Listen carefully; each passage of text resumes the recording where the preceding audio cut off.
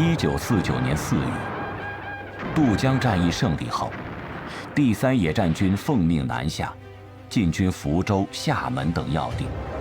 8月6日，解放军兵分多路，从3面包围福州，提前5天对福州发起总攻。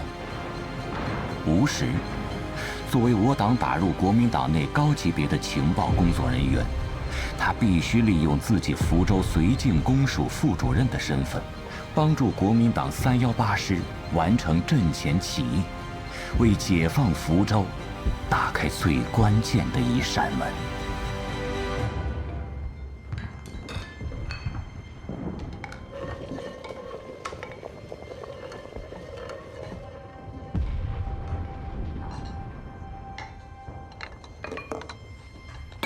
来，张妈。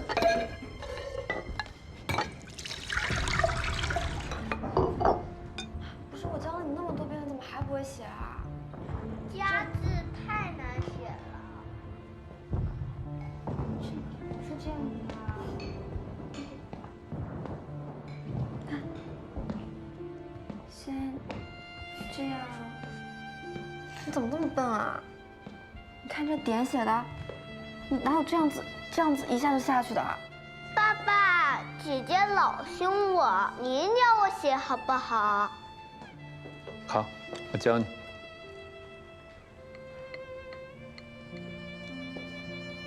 家字不好写，要想练书法，先写飞凤家。家就是屋顶下面一头猪。不是，是屋顶下面3头猪。也不对，是4头，还有你妈呢。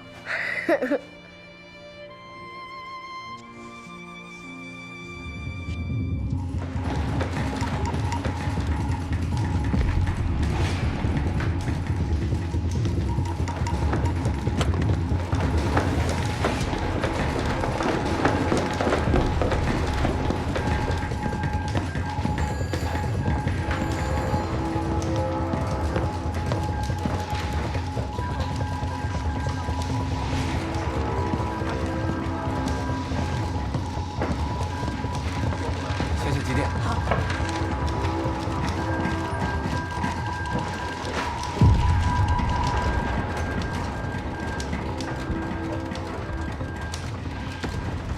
吴副主任，您可算是来了。你看，共军今天6点突然发起了攻击。慌什么？主任呢？主任还在休息，我已经打过电话了，各兵团司令也通知到了。昨天白天共军还在距离永泰100公里以外，今天一早县城就失守了。难道他们会飞吗？给25军发报，让他们按兵不动，以静制动，弄清楚敌情再说。是。吴副主任，我怕来不及啊。之前共军攻打天津，只用了29个小时啊。总裁和主任已经做了最优部署，我军以逸待劳，共军劳师远征，随时都有可能成为强弩之末，不要自乱阵脚。好。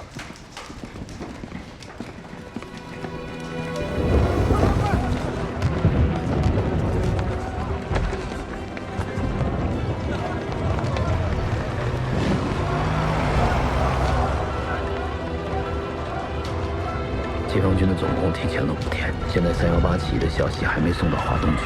攻城时，解放军不知他们是起义友军，必会全部暗地绞杀。解放军攻势迅猛，国军福州外围防线崩塌的速度比我们预估的还要快。老师，现在全城交通线被锁，消息可能来不及送出啊。必须想办法解决。解放军能否与318师成功会合，不仅关乎3000兄弟的性命，也决定了整个福州百姓的生死和未来。老师，现在去哪儿？回家。是。给我吧，太太，该收拾的都收拾差不多了，你看那些书该怎么办呀？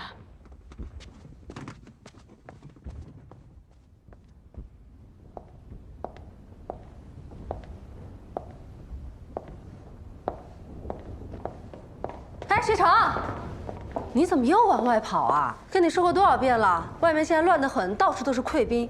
你自己的行李收拾好了没？快了快了，我跟同学约有事了，来不及了。你又约什么事儿了？哎，学生，你去哪儿啊？你们俩怎么回来了？也不提前打声招呼。师母，学校不是停课了吗？学生怎么还去上课？我也不知道，整天往外跑，真是不让人省心。妈妈，啊，怎么了？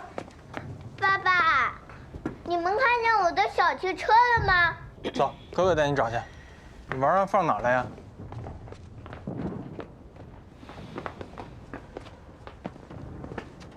这干什么呢？什么干什么呢？你回来正好，刚好进来交代一下。就你的这些书啊，我都没动啊。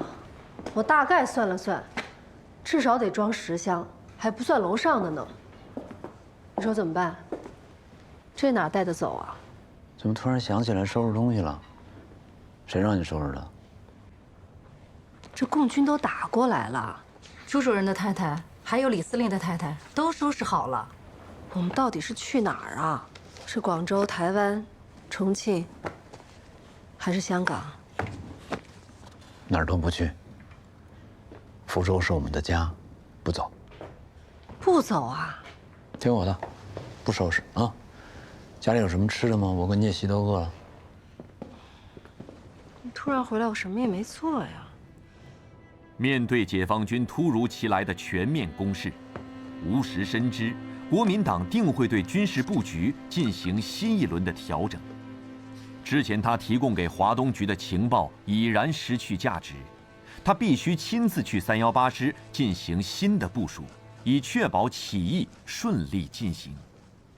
但福州城内尽是保密局的眼线，此行极有可能暴露他地下情报人员的身份。老师，交通员老朋友联系不上了。按照纪律，我们都是单线联系的，我不能贸然直接去找交通站的其他同事。那你马上去找华东局，去帮我把那个茶叶盒拿了。哎。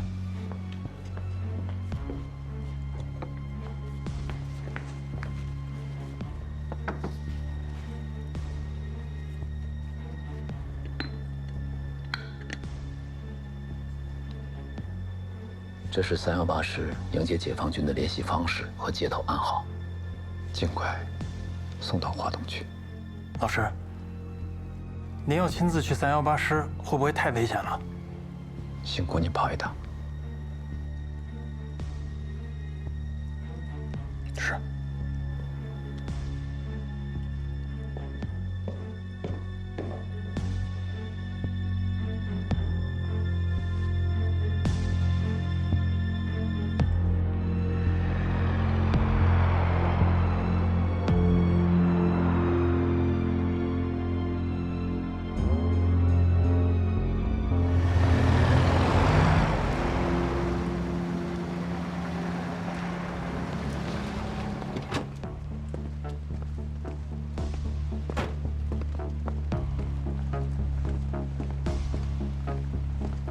请建峰同志上报总裁，我带到台湾的保密局旧部，什么时候能恢复编制？没有正式编制，怕耽误了工作。这徐副局长，在重庆的保密局已经是在编了。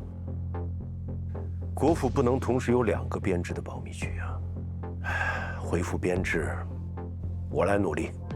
啊，感谢建峰同志，卑职当尽心竭力，全力以赴。好，现在正值我党危难关头，关于台湾各厅属拟任主官名单的调查工作，你进展得如何？我们通过邮检制度、电话监听、笔迹鉴定等方式，已调查了周志柔、刘永尧等人的履历背景，未发现任何不当之处。只是吴石这边，总裁曾多次强调要加强福州永备攻势，但福州绥署却迟迟未见进展。留在那边的手下报告，吴副主任曾向朱主任进言，他称斯大林格勒堡垒式的伤害都守不了半个月。福州东南有江海，北有大山，背水之阵如何能守呢？老师，您亲自去会不会目标太大了？现在到处都是保密局的眼线，您的身份一旦暴露，后果不堪设想了。我们不如从长计议，找一个更安全的办法。您要是真出了什么事儿，我怎么向组织还有师娘交代啊？来不及了，起义早一天完成，福州就能早一天交还给人民，这些都比我重要的多。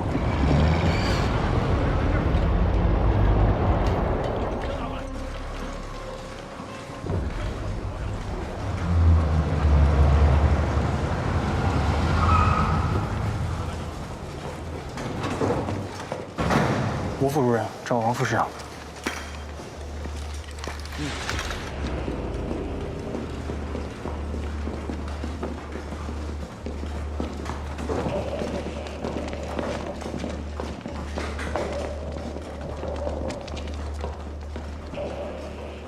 已经和对面的解放军31军商量好了，他们一进我们的防区，上级就会通电起义，我们要立刻调转枪头，然后一切听解放军指挥。是。到时候啊，我会叫政工室那几个特务到师部一起来开会，打开天窗说亮话。他们要是敢反对，我们就直接扣人。好。报告。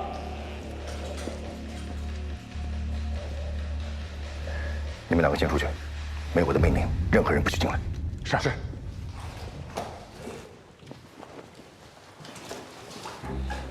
吴副主任，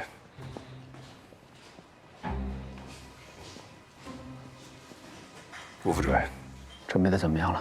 夺回宁江起义的消息顺利送出，但解放军的总攻提前了好几天，我们还没完全准备好。现在你能控制多少部队？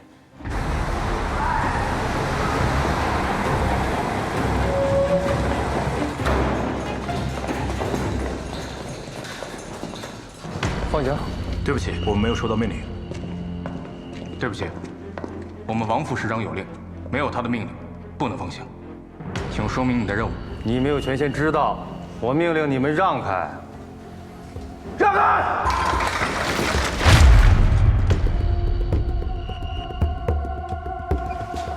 怎么了？怎么了？什么事儿啊？洪秘书，张团长，这位是随署朱顺良主任的秘书。把枪放下。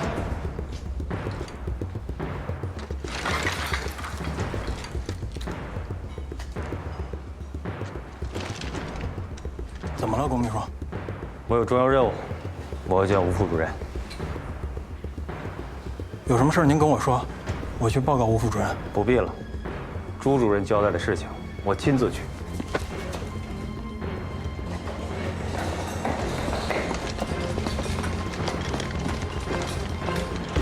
报告，随署龚秘书来了。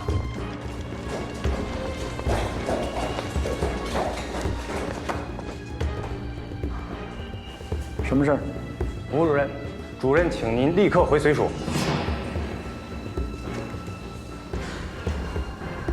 好，我知道了。你们先到外面去等。主任说有要事相告，烦请吴副主任即刻起步。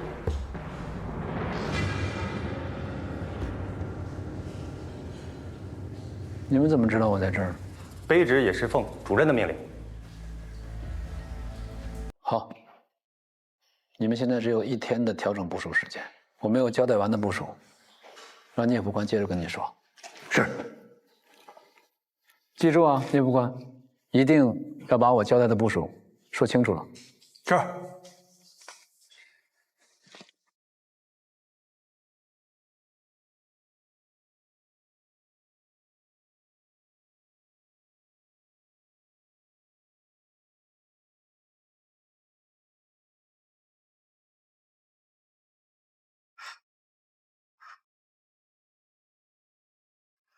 朱主任怎么知道吴副主任在这儿？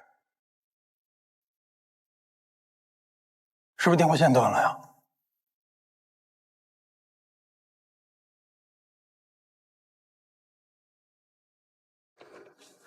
都是通的，都是通的。那为什么随署要派龚秘书来接人，还带了宪兵？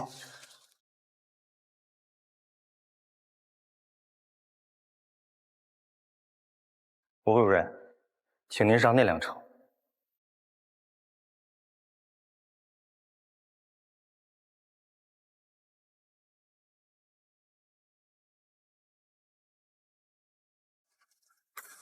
难道是起义的事情暴露了？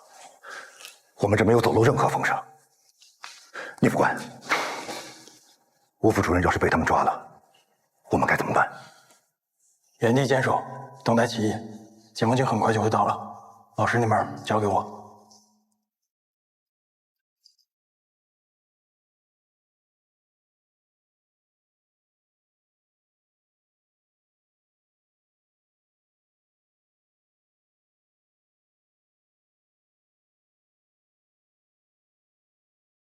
行。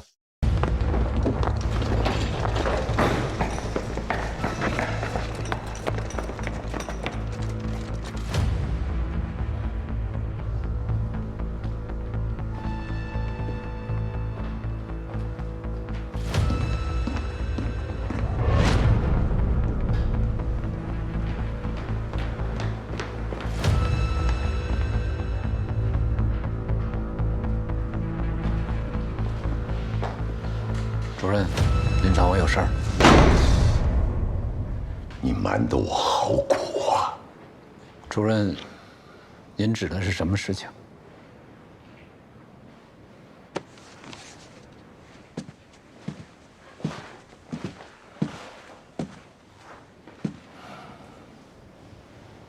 总裁手谕。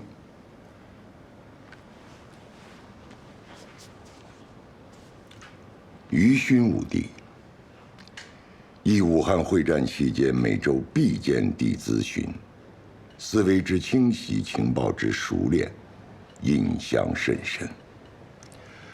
时之戡乱救国成败之关键，还望贤弟殚精竭力捍卫主义。特调任国防部参谋次长，兄，中正14时。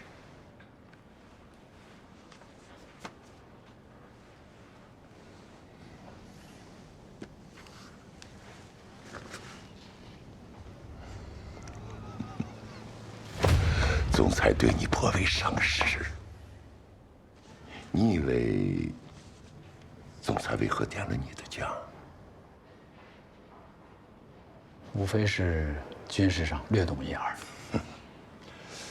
更重要的是你无门无派。你看，虽然说你和白崇禧是同学，军界很多人都认为你是新桂系。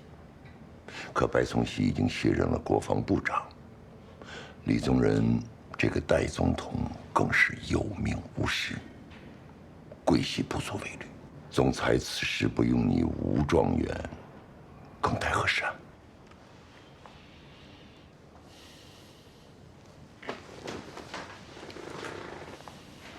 全靠主任在总裁面前替吴某美言，跟我没关系，没关系。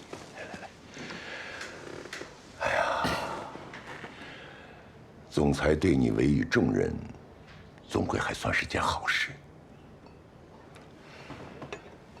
于兄，以茶代酒，祝老弟前程似锦。主任，我吴某无论将来在哪里，绝不敢忘主任对我的关照和提携。你今日怎么有心去318师部走动？昨日听夫人提起，介师长打算全家搬离福州。介景和不会吧？他可是唐恩伯的亲信。共军现在大兵压境，福州危在旦夕。当下我们正与共军做殊死战，但介师长一向爱惜妻儿，所以我便亲自去318师，想了解一下情况。这老小子，既然他如此怕死，那就把他调到最前线作战。你当时是不是说过“当国不忘，天理难容”啊？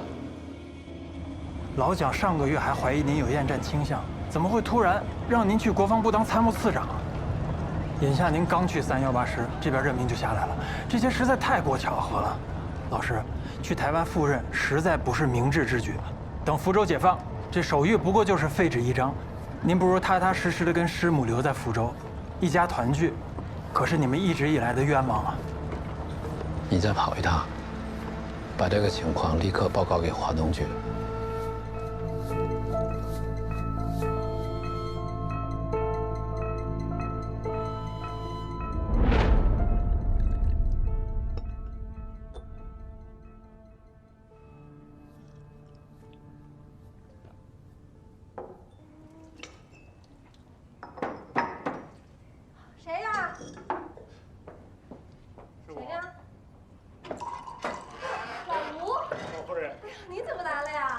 来福州公干，当然得拜访一下于勋兄和嫂夫人了。快请进，请进。于勋，你快出来看看谁来了。哎，嫂夫人，带点特产。哎呦，谢谢谢谢。纷飞兄，盼你久矣啊，甚是想念。于勋，你送出的消息，组织上已经收到了，领导让我转达上级给你的指示。第一，你最近提供的情报都很有价值，我代表组织上对你表示最诚挚的感谢。任务的事儿怎么说？没有硬性任务，是就地起义，还是继续做情报工作？组织上完全尊重你个人的决定。完了，完了。下面是我个人的意见。你说。不要去。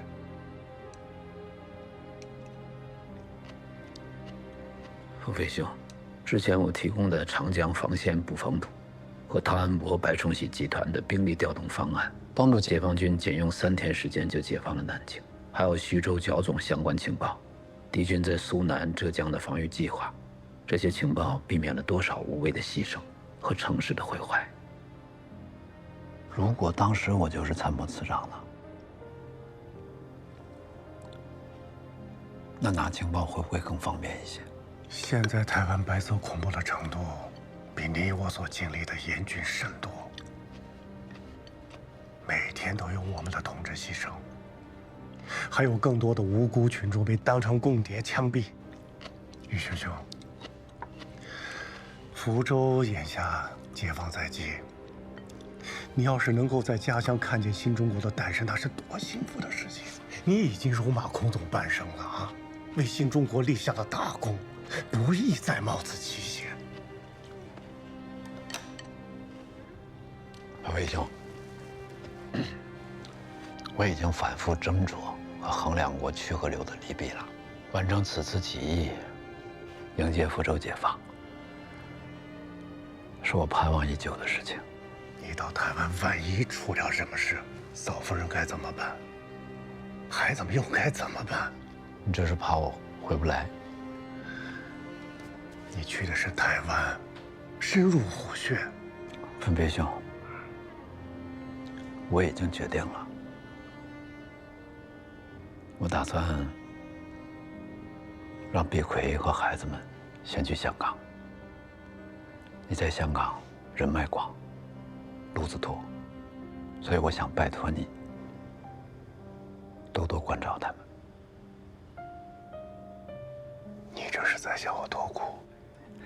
严重了，我只是想请你暂时的去照应一下。这个忙，你听着，我帮不了。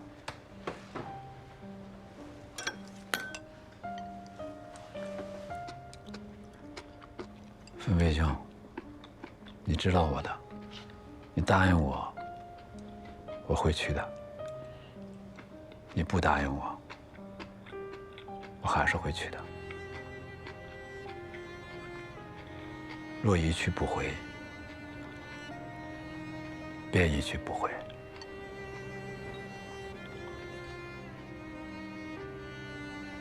人生无怨无悔的事儿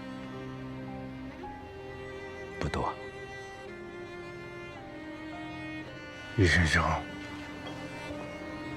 嫂夫人和孩子，我不会替你照顾得太久，你必须给我尽早回来。我又不是去孤军奋战，毕竟还是在上级组织领导安排下工作嘛。分飞兄，拜托。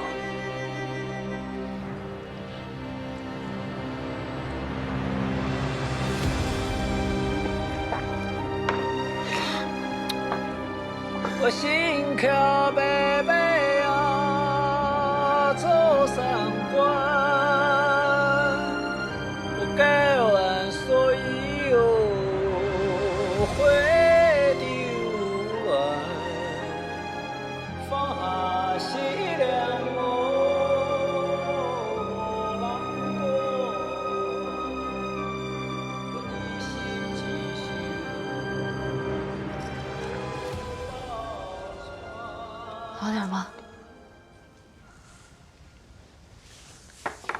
我睡觉吧。走啊。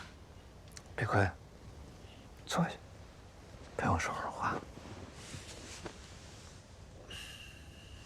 说吧。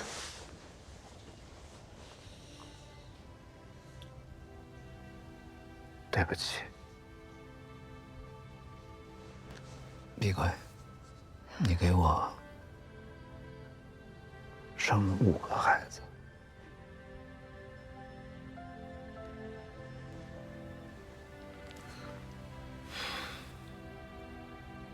你到底想跟我说什么呀？我想说，你那么年轻，18岁就跟着我东奔西走，颠沛半生，辛苦你了。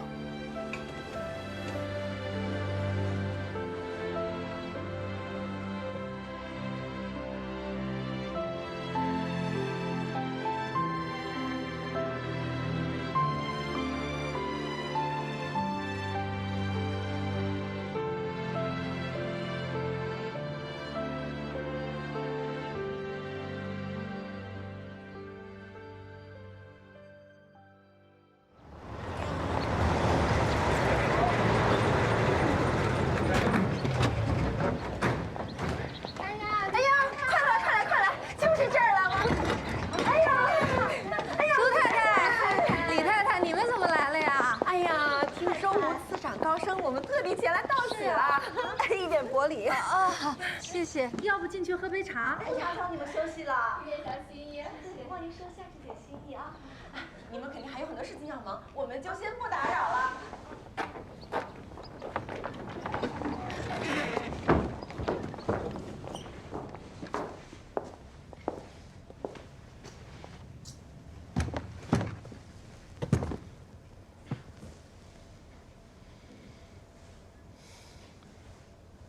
这么大的事儿，为什么不告诉我？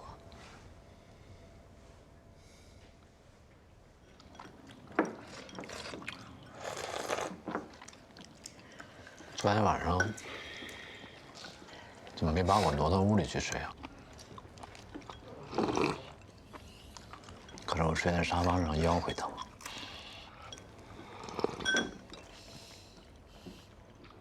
你想让我怎么样？妈妈，我吃好了。学成，你也回屋吧。我还没上呢。没关系，有什么想说就说。你平日里最不喜欢的就是争权夺利。上峰有命，不得不从。想先让你和孩子们去香港。我已经让你一起买好了下午2点去香港的船票。我也托人去找兰城和邵城了，会想办法让我们一家尽快团圆。我已经安排了人和车送你们去码头。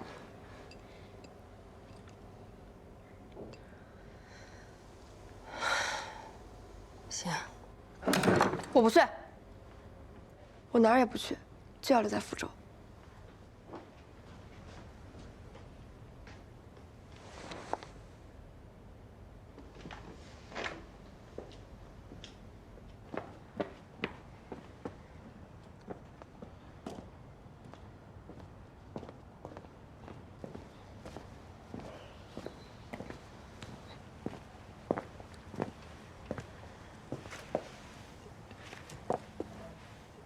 我们为什么一定要搬到香港？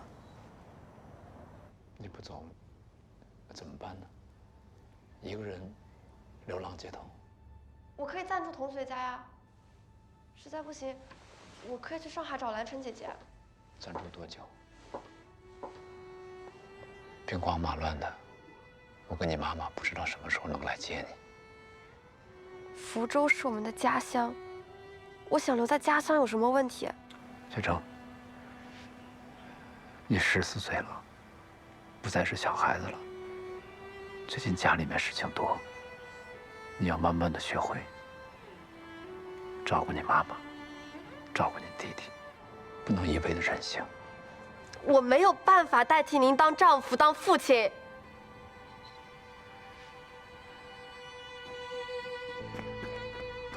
妈妈，你看我的小鸟为什么没有精神了？我们一家都要搬家，搬家我也要管。咱不带他，咱也带不了他。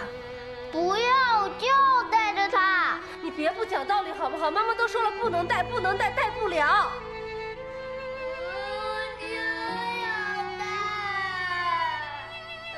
我就要带我的小鸟。小鸟怎么了？来，跟爸爸来。爸爸，你看我的小鸟为什么没有精神了？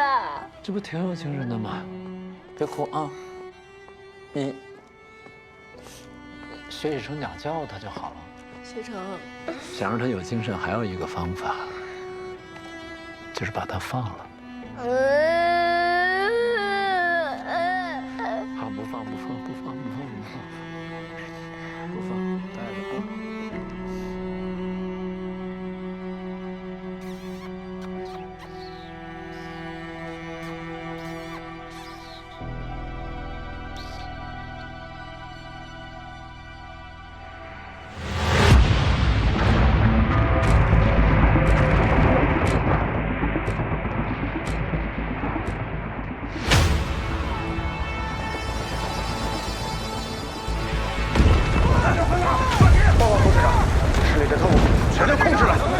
谢景和一听朱主任要调他顶到一线，立马就带着举武四团逃跑了。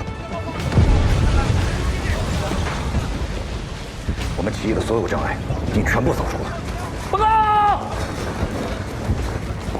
副师长，我把解放军独队带过来了。你好，我是中国人民解放军3野31军92师副师长。318师阵地战况如何？速报。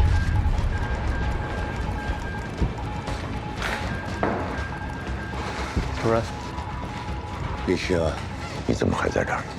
我不在这儿，在哪儿啊？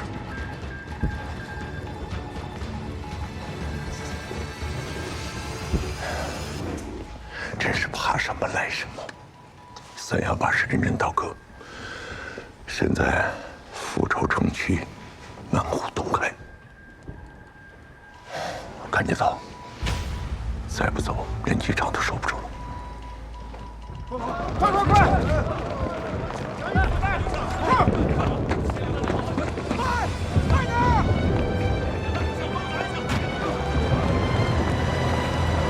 老师，我申请跟您一起去台湾。你不能去。我要去。申请跟您去台湾，我理由有2：于公，我的任务就是协助您的工作，保证您的安全，我不能当逃兵；于私，我的信仰是跟随您建立起来的，我不放心您一个人去。你走了以后，阿美怎么办？你爸妈怎么办？我都安排好了。阿美要求跟我一起去台湾，我也给我弟弟打了电话，让他从广州回福州参加福州建设。你孩子怎么办？孩子太小，我打算把他放在爷爷奶奶这儿。你这么决定，阿美没意见吗？阿美完全同意。在我上飞机之前，如果你能向我证明你这些安排，阿美完全同意，你可以去台湾。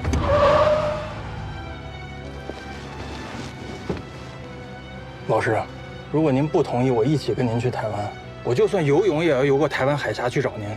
您知道的，我水性不错。我让你停车了吧？继续走，一起走。是。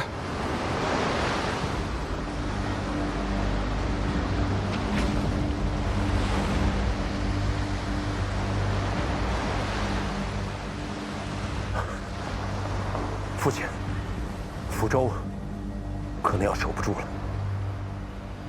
汤恩伯不是称全省各地固若金汤吗？如今福州竟连10几日都撑不住，怎么回事啊？318师师长谢景和听说自己要被调到前线，便临阵逃脱。王副师长带领3500余名官兵临阵倒戈，导致福州东门大开。谁批的调令？父亲息怒，调令是朱主任亲批的。但蹊跷的是，调令下达之前，吴副主任亲自去318师部总理他。传闻这吴副主任在陆军大学执教期间，王副师长曾受教其门下。吴石，不可能！田，你把吴石的家眷一起带来台湾。好的，父亲。主任，嫂夫人和孩子呢？在飞机上呢。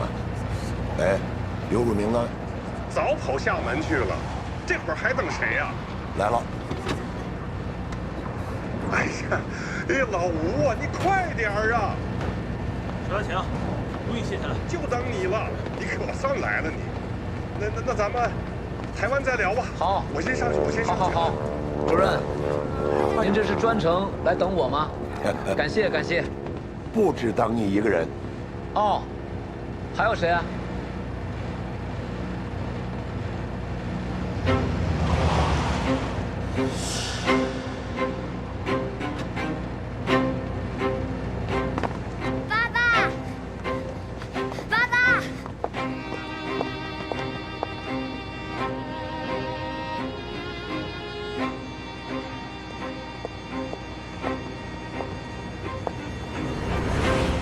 谁让你们来的？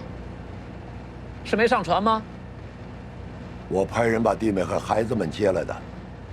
于轩，我知道你是担心台湾的条件差，怕弟妹和孩子们吃苦，但是蒋委员长特意安排你和弟妹一起前往台湾，所以安排同架飞机，我们一同前往。主任，现在飞机上的位置千金难求。我们这一大家子实在不好意思劳烦主任和总裁费心，所以，我才让他们先去了香港。碧奎，趁时间还来得及，你带孩子们赶紧去码头。不，我本来就没打算上船。我要多谢朱主任，特意派车把我接到这儿。我正发愁怎么能来到机场。宇勋，你要去哪儿？我跟孩子们跟着你去哪儿？如果你不想让我上飞机，那我就留在福州，等着你回来。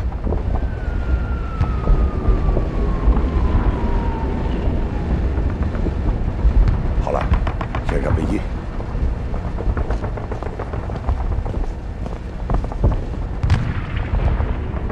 快走吧，不然来不及了。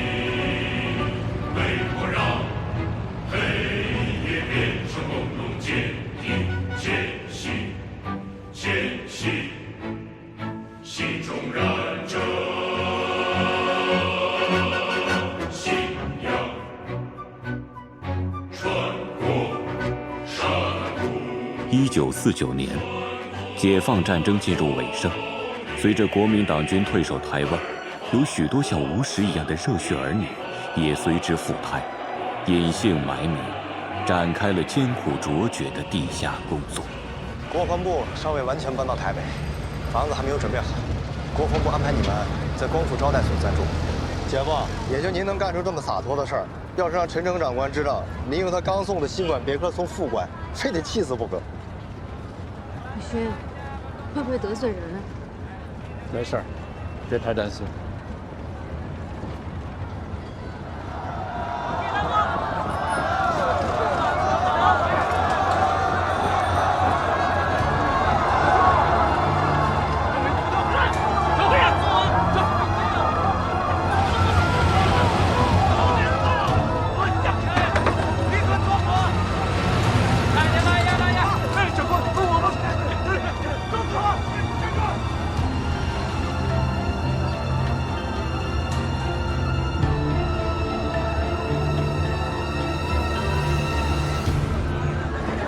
前面怎么了？